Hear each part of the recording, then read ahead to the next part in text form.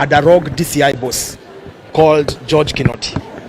George Kinoti was behind the whole of this case, was behind the arrest. We tried to tell him both directly and on social media and even on your media platforms that this arrest was misguided.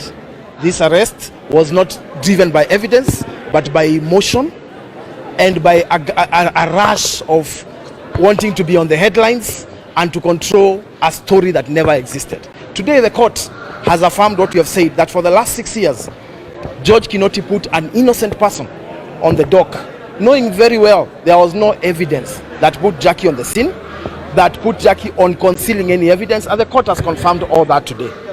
So we urge that in the future, those who are given the power to investigate and get the truth before parading people and destroying their career for 6 years. But for Jacque, she's now a phoenix. We wish her well as she rises above the ashes, and we will hold her hand so that she recovers and comes back to life.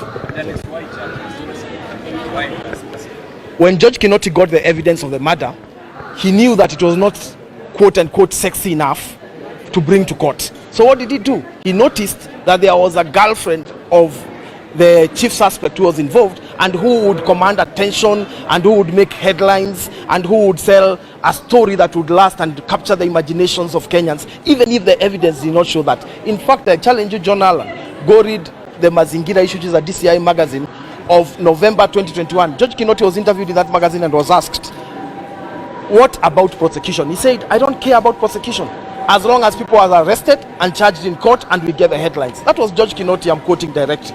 So this was George Kinoti in his element. He just chose to go for a person who would attract headlines and got a person whose career was rising, had just become a news anchor, and was a good bait to bring to court so that he would have headlines. How will we reverse, even for you as journalists, how will we reverse 6 years of negative headlines? In fact, the first year after the arrest, there were 14 headlines placing Jacque as a murderer. How, even if she came back to court and sued these guys, how is she going to reverse the negative publicity across the world that came out of it?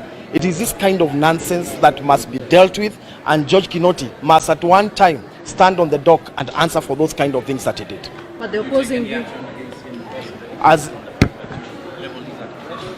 Of course, I will have to consult because it's Jacque on the dock. I will put my views to Jacque, and I hope that she will come back to court.